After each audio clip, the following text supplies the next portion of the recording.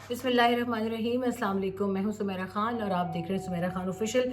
और आज की सबसे अहम खबर से शुरू करते हैं कि अफ़गान सिटीज़न कार्ड होल्डर्स के पाकिस्तान से जाने के आखिरी 15 रोज़ बाकी हैं। और इन आखिरी 15 रोज़ में मुझे बहुत से लोगों ने रब्ता किया है जो कि पुराने जर्नलिस्ट भी थे, अफ़गानिस्तान में काम करते थे, उसमें एक बड़ी तादाद ख़वातीन की भी है।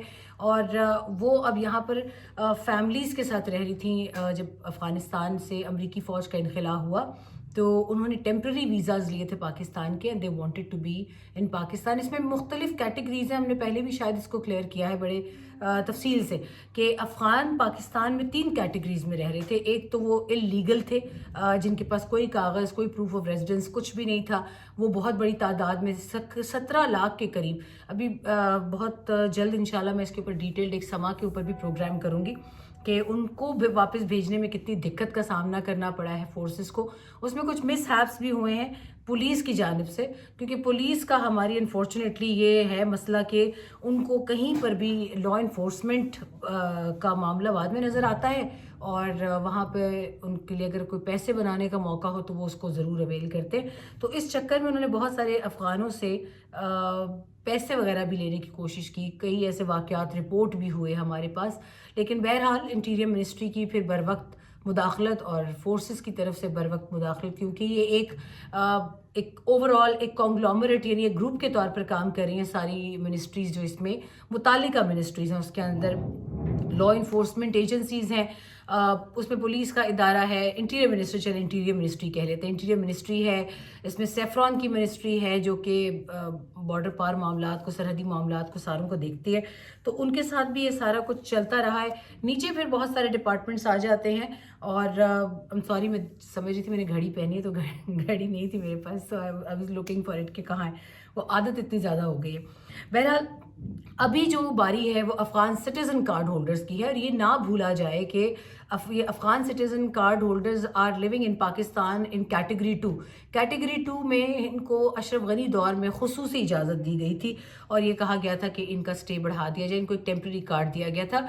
तीसरी कैटेगरी जो कि वर्ल्ड वाइड एक्सेप्टेड कैटेगरी है वो है रेफ्यूजीज़ की कैटेगरी, और इसके अंदर पाकिस्तान UNHCR की वजह से या UN के धड़ों की वजह से जो भी फेवर देता है।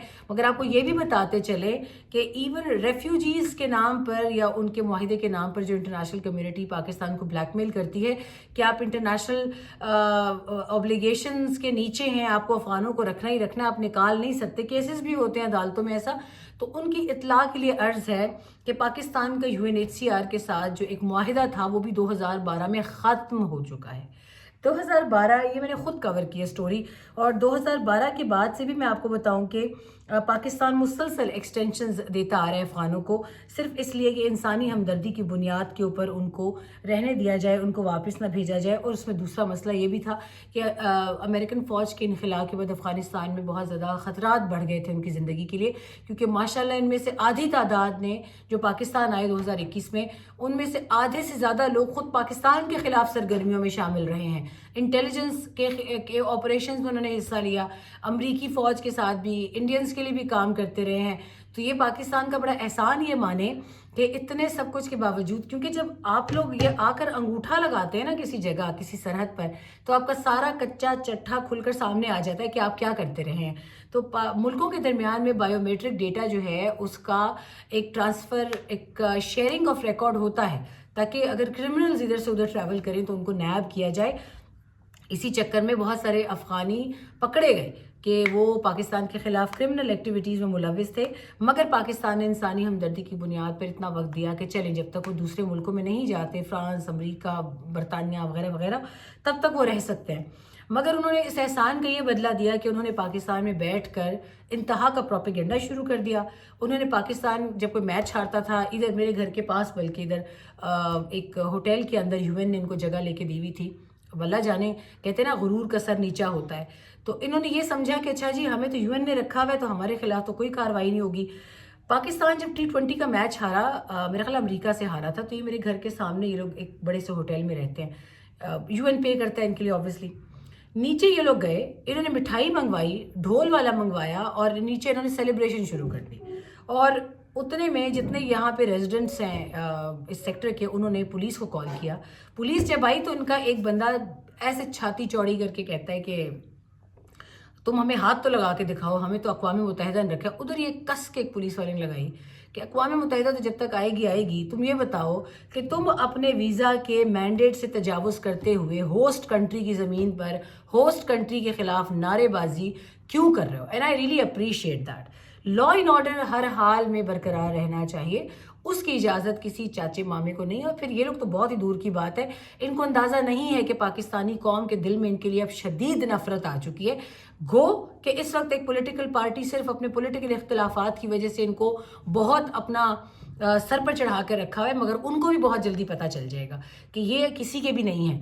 ابھی کیونکہ آپ فوج کے خلاف ہوئے ہیں تو یہ آپ کے ساتھ ہیں. ابھی ذرا سا کل آپ کے فوج سے تعلقات ٹھیک ہوئے تو یہ فوراً آپ کے کردار کشی شروع کر دیں گے، آپ کے لیڈر، ان کی فیملی، ہر چیز سے لے کے. تو یہ چیز ان کے خلاف ہرگز آپ یہ مت سمجھیں کہ یہ آپ کے بہت سگے ہیں. تو یہ اس کے بعد تیسرا بڑا کنسرن جو تھا وہ یہ تھا کہ دہشت گردی کی تمام تر کارروائیوں میں افغان کھرا جو ہے وہ مل رہا ہے افغانستان سے. اور افغانستان میں تو ان کے ہینڈلرز، پیڈلرز، بیٹرز بیٹھے ہوئے ہیں، مگر وہ افغانی جو یہاں رہ رہے ہیں اس وقت ACC پر یا اللیگلی، وہ بھی ان کارروائیوں میں اس آگ کا ایندھن بن رہے ہیں، وہ ان کا ساتھ دے رہے ہیں ہمارے بغض میں یا ہماری نفرت میں یا کسی مجبوری میں یا پیسے لے کے واٹ ایور، لیکن یہ ان کا ساتھ دے رہے ہیں. اور اس ساتھ دینے کی وجہ سے یہ ابھی بڑے برے پھنس چکے ہیں، کیونکہ ان کے خلاف پاکستان نے ہر اس ایمبیسی کو ثبوت دے دیے ہیں جو ان کی وکالت کرنے آتا ہے، خواہ اس میں کوئی بھی پاکستان کا مشن، اس میں امریکن مشن بھی ہے، برطانیہ کا بھی ہے، EU کا بھی ہے. انہیں باضابطہ بریفنگز میں بتایا گیا ہے کہ یہ افغان سٹیزنز کس طریقے سے ملوث ہیں. آپ نے دیکھا ہوگا شروع میں بہت شور اٹھا، لیکن آہستہ آہستہ وہ شور ختم ہو گیا. اور اب افغانوں کو اپنے اس تکبر کی سزا ملی ہے کہ امریکہ نے اپنا تمام تر جو بساط تھی وہ لپیٹ لی ہے. وہ لوگ جن کی فروری میں ٹکٹس ہوئی تھیں، انہوں نے جانا تھا امریکہ ٹریول کے لیے، ان کو 2 دن پہلے کا ای میل کر کے بتایا گیا کہ اب آپ امریکہ نہیں آ رہے، اب آپ اپنے فیوچر کے لیے کوئی بھی فیصلہ کرنے کے لیے آزاد ہیں. حکومت پاکستان کی طرف سے لہٰذا اب یہ فیصلہ کیا گیا ہے تمام صورتحال کو دیکھتے ہوئے کہ یہ لوگ تو کسی کے احسان مند نہیں ہیں. تو انہوں نے کہا کہ غیر قانونی، غیر ملکی اور افغان سٹیزن کارڈ ہولڈرز کو واپس بھیجا جائے گا. اس بار یہ کیٹیگری واضح طور پر اناؤنس کی گئی ہے. غیر قانونی مقیم اور افغان سٹیزن کارڈ ہولڈرز کو پاکستان چھوڑنے کی ڈیڈ لائن میں صرف 15 دن رہ گئے. حکومت پاکستان کی جانب سے 31 مارچ تک رضاکارانہ طور پر ملک چھوڑنے کا حکم جاری کیا گیا. حکومت پاکستان کے فیصلے کے مطابق ملک چھوڑنے میں 15 دن رہ گئے ہیں، لہٰذا آپ نے اپنا جو فیصلہ کرنا ہے، جو سامان سمیٹنا ہے، جو بھی کرنا ہے، ملنا ملانا ہے، وہ آپ ملیں. اس کے بعد آپ اپنے پیارے وطن افغانستان روانہ ہو جائیں، کیونکہ آپ کی وہاں کی حکومت کے مطابق وہاں دودھ اور شہد کی نہریں بہہ رہی ہیں، تو اس دودھ اور شہد میں یقیناً آپ کو اپنا حصہ مل جائے گا. حکومت کی جانب سے اس بات کی یقین دہانی کرائی گئی ہے، کیونکہ فیز 1 میں بہت بدتمیزی اور بہت چیزیں ہوئی تھیں. پولیس والوں کا خاص طور پہ اس میں بہت کردار ہے، لیکن اس بار یہ یقین دہانی ہے کہ انخلا کے دوران کسی سے بدسلوکی نہیں کی جائے گی، پرووائڈڈ کہ افغانز اگر خود کوئی فیک تماشا نہ کریں. کیونکہ افغانستان کے اندر بھی میں نے یہ دیکھا تھا کہ افغانستان کے اندر بھی فیک کیا جاتا تھا. جب طالبان نے ٹیک اوور کیا تو اپنے ہی لوگوں کے خلاف وہاں کے خواتین، وہاں کے بندے اسٹیج کرتے تھے پروٹیسٹ کو، اور پروٹیسٹ کے دوران کپڑے وپڑے پھاڑ لیے، کچھ کر لیا، بدتمیزی کر لی ان کے ساتھ، ان کو مارا، انہوں نے ان کو مارا. تو یہ چیزیں چل رہی تھی. بہرحال حکومت پاکستان نے واپس جانے والوں کے لیے خوراک اور صحت کی سہولیات کے انتظامات بھی مکمل کر لیے ہیں. مقررہ تاریخ گزر جانے کے بعد متعلقہ افراد یعنی غیر قانونی تارکین وطن جو پاکستان میں غیر قانونی رہ رہے ہیں اور افغان سٹیزن کارڈ ہولڈرز، ان کے خلاف سخت کارروائی عمل میں لائی جائے گی. اور ان کے لیے اس ڈیڈ لائن کے بعد بارڈرز کے اوپر انتظامات کر لیے گئے ہیں. بارڈرز میں ہمارے پاس مین بارڈر آتا ہے چمن اور ترخم، تو آپ کو بہت جلد ترخم سے بھی ہم اپنا ایک پروگرام کر کے دکھائیں گے اسی حوالے سے. توانائی کے بحران پر قابو پانے کے لیے ایک اہم پیش رفت ہوئی ہے. SIFC کی مؤثر اور عملی کردار کی وجہ سے oil and gas development company نے چکوال کے ضلع میں واقع راجیان 11 ہیوی آئل ویل میں تیل کی پیداوار کا اس کو دوبارہ کر لیتے ہیں. Oil and gas development company limited OGDCL نے چکوال کے ضلع جو کہ راجیان ہے 11 ہیوی آئل ویل میں تیل کی پیداوار کا آغاز کر دیا ہے. راجیان 11 ہیوی آئل ویل 2020 سے تعطل کا شکار تھا، جسے جدید مصنوعی لفٹ سسٹم کی مدد سے دوبارہ فعال کیا گیا ہے.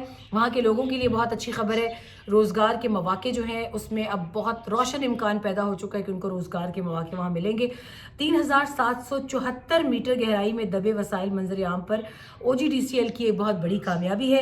نئے دریافت شدہ کنویں سے روزانہ 1000 بیرل تیل کی پیداوار متوقع ہے۔